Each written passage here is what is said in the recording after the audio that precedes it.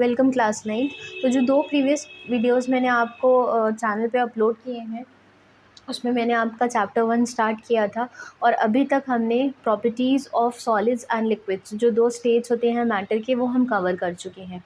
अगर आपको याद हो तो मैंने आपको प्रॉपर्टीज़ ऑफ सॉलिड्स और लिक्विड्स में वेरिएशन करके बताया था based upon the internal arrangement of their atoms. Fine. तो आपने देखा था कि जो सॉलिड्स होते हैं उनमें जो एटम्स होते हैं वो बहुत क्लोजली पैक्ड होते हैं। They do not have intermolecular spaces between them and दस दे हैव रिजिडिटी। वो कंप्रेसिबल नहीं होते हैं, वो बहुत ज़्यादा फिक्स शेप होती है, उनकी वॉल्यूम फिक्स्ड होती है, हाई डेंसिटी होती है सॉलिड्स के केस में, and they do not diffuse, they do not intermix into each other. मतलब 2 सॉलिड्स आपस में डिफ्यूज़ नहीं कर सकते, लेकिन अगर आप सॉलिड को लिक्विड में उठा के डिफ्यूज़ करने की कोशिश करेंगे तो वो डिफ्यूज़ हो जाएगा। Reason why liquids have spaces between them.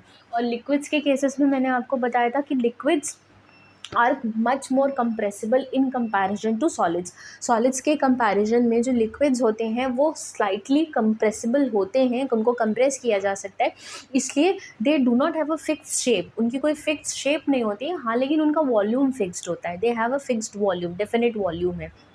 Fine. कोई शेप नहीं है, आप जिस कंटेनर में डालेंगे वो उसी का शेप ले लेते हैं। They can diffuse much better और more readily in comparison to solids.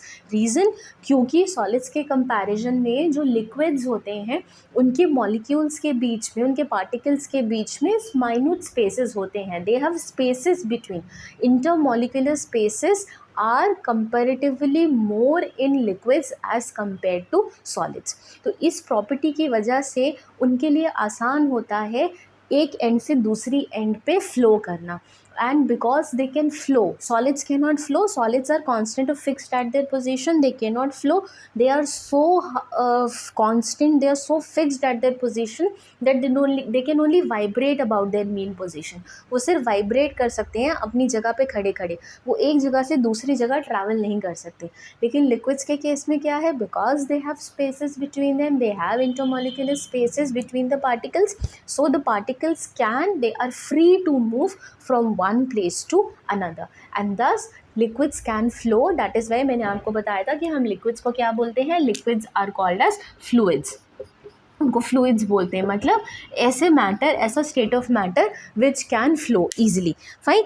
And just because of this property, ये जो प्रॉपर्टी है फ्लो करने की वजह की, इसी की वजह से the liquids can diffuse more readily than solids.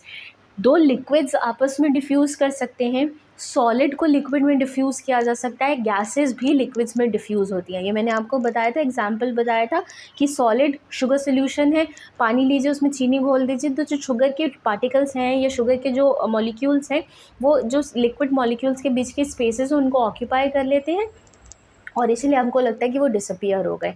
2 liquids आपस में इंटरमिक्स हो सकते हैं, the liquids can diffuse into each other, gases can diffuse into each other, जिसका एग्जांपल था breathing by organisms which are living inside water. Fine. Aquatic organisms जो हैं वो पानी के अंदर सांस इसीलिए ले पाते हैं क्योंकि गैस लिक्विड में डिफ्यूज़ हो सकती है। और दूसरा एग्जांपल मैंने आपको बताया था, एक एग्जांपल जिसमें लिक्विड के अंदर गैस डिफ्यूज़ की जाती है, that is carbonated drinks. Fine. So today in this video I will be covering the third state of matter which is gases. अब अगर हम तीनों का कंपैरिजन करेंगे तो सबसे ज़्यादा स्पेस कौन से स्टेट ऑफ मैटर में होती है, गैसेस में।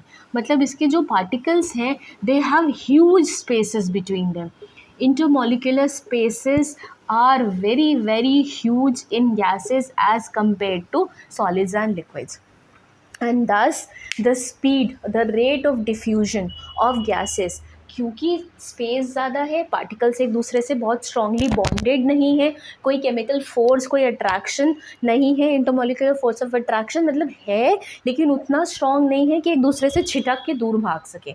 सॉलिड्स के केस में क्या होता है कि सॉलिड के जो पार्टिकल्स हैं वो एक दूसरे से इतने चिपके हुए हैं कि एक दूसरे से बॉन्डेड हैं, बहुत स्ट्रांगली बॉन्डेड हैं, तो एक दूसरे से छिटक के दूर नहीं भाग सकते।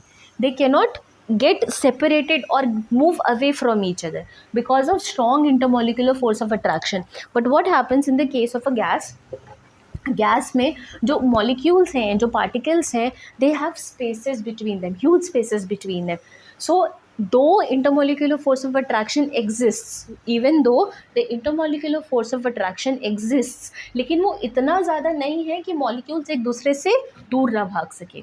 एंड दस the gases can move from one place to another, and that is why gases are also called as fluids. इसलिए gases को भी हम क्या बोलते हैं, fluids. इसका मतलब है fluids जो टर्म है वो कॉमनली किसके लिए यूज़ की जाती है, एक तो liquids के लिए और एक gases के लिए.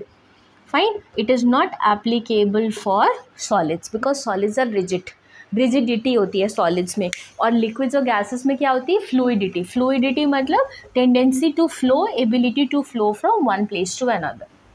Fine. Now because they are compressible, gases are highly compressible. अगर मैं तीनों स्टेट्स ऑफ मैटर की बात करूँ तो जो स्टेट सबसे ज़्यादा कंप्रेस की जा सकती है वो है गैस. और वो इसलिए क्योंकि इसके पार्टिकल्स के बीच में स्पेस बहुत ज़्यादा है. अगर ये ऑलरेडी कॉम्पैक्ट होते हैं, ये पार्टिकल्स ऑलरेडी कॉम्पैक्ट होते हैं, इनके बीच में स्पेस नहीं होती है, तो इनको कंप्रेस करना बहुत मुश्किल होता है, जो सॉलिड्स के केस में होता है. तो सबसे ज़्यादा कंप्रेसिबल जो स्टेट है मैटर का वो है गैसेस. फाइन. और इसीलिए ना तो इनका कोई फिक्स शेप है, they do not have a fix shape, nor they have a definite volume. Solids में शेप भी फिक्स्ड है, वॉल्यूम भी फिक्स्ड है. लिक्विड्स में शेप फिक्स्ड है, शेप फिक्स नहीं है, वॉल्यूम फिक्स्ड है.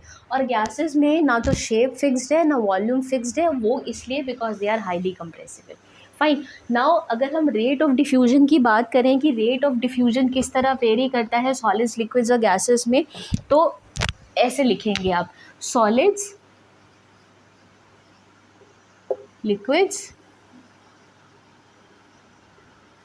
And gases. तो रेट ऑफ डिफ्यूजन सबसे कम किस में होगा, सॉलिड्स में, उससे ज़्यादा किस में होगा, लिक्विड्स में, और सबसे ज़्यादा किस में होगा, गैसेस में. और रीज़न क्या है, क्योंकि जो गैस के मॉलिक्यूल्स हैं, जो इंटरमॉलिक्यूलर अरेंजमेंट है पार्टिकल्स का, उसमें बहुत ज़्यादा स्पेस है. तो जितना ज़्यादा स्पेस होगा उतनी जल्दी कोई चीज़ एक स्पेस, एक जगह से दूसरी जगह ट्रैवल कर सकती है या फ्लो कर सकती है. इसीलिए आप घर के किसी भी कोने में बैठे हों, in whatever corner, whichever corner of the house you are sitting, आप अगर घर में खाना बन रहा है या कहीं पे कुछ परफ्यूम स्प्रे किया गया है या अ बैड ओडर, आप रास्ते से निकलते होते हैं कई बार तो आपको अजीब सी smell, even though you are far away from that place, लेकिन जो स्मेल होती है वो आप तक आसानी से पहुंच जाती है. You do not have to go to that place to smell it. Fine. आपको उस जगह पे उठ के जाना नहीं पड़ता उस चीज़ का अरोमा लेने के लिए, उस चीज़ की स्मेल लेने के लिए. क्यों? क्योंकि गैसेस के जो मॉलिक्यूल्स हैं वो सबसे ज़्यादा डिफ्यूज़ करते हैं, their rate of diffusion is highest. ये क्वेश्चन कई बार आता है, they give you solids, liquids and gases, या वो 3 एग्जाम्पल्स दे देते हैं, and then they ask you that identify और arrange the following elements of following states in according to the rate of diffusion. तो सबसे ज़्यादा रेट ऑफ डिफ्यूजन याद रखना हमेशा गैसेस का होगा. ठीक है. अब गैसेस मैंने बताया दे आर हाईली कंप्रेसिबल, और इसी कंप्रेसिबिलिटी को हम यूज़ करते हैं दो जगह. एक तो CNG है which is compressed natural gas, which is nowadays used as an alternative for petrol and diesel. compressed natural gas. और दूसरा एग्जाम्पल है कंप्रेसिबिलिटी का लिक्विफाइड पेट्रोलियम गैस, जो घर में गैस सिलेंडर यूज़ होता है, LPG, लिक्विफाइड पेट्रोलियम गैस. ठीक है.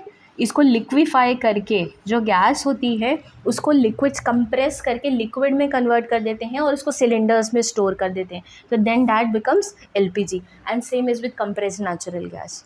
Fine. It is converted into liquids and stored inside cylinders. तो कंप्रेसिबिलिटी गैसेस की सबसे ज़्यादा है, और उसका फ़ायदा हमें दो जगह मिलता है, in storing gas as CNG and as LPG. ठीक है. इतना समझ में आया. नाउ नेक्स्ट इज दैट जो डेंसिटी होती है गैसेस की, gases are considered to be सबसे हल्की, उनका जो डेंसिटी होता है वो सबसे कम होता है सॉलिड्स और लिक्विड्स के कंपैरिजन में। आसान, बहुत ऑब्वियस सी चीज़ है, बहुत लॉजिकल चीज़ है कि अगर डेंसिटी कम है तो ऑब्वियस है कि चीज़ फ्लो कर सकती है, it can float, it can flow.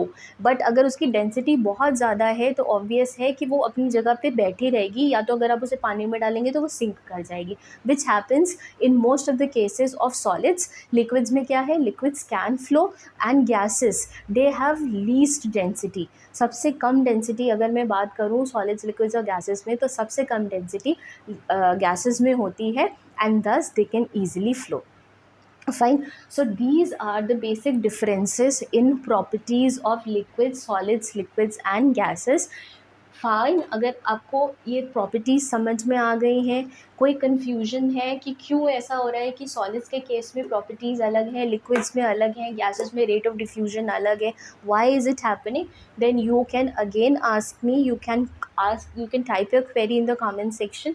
मैं फिर से एक बार इंटरनल स्ट्रक्चर बना के आपको पूरी तरह एक्सप्लेन कर दूँगी कि सॉलिड्स, लिक्विड्स और गैसेस जो हैं उनके रेट ऑफ डिफ्यूजन अलग अलग क्यों हैं, ये कंप्रेसिबल क्यों है, ये कम कंप्रेसिबल क्यों है, ये बिल्कुल ही कंप्रेसिबल नहीं होते, ऐसा क्यों है। Fine. So with this I and this video. And अगर आपको कोई भी प्रॉब्लम है अभी तक समझने में इन टॉपिक्स को, इन कंटेंट को, तो आप प्लीज़ कमेंट सेक्शन में मेंशन कर दीजिए, मैं फिर से इनको रिपीट कर दूँगी। Thank you.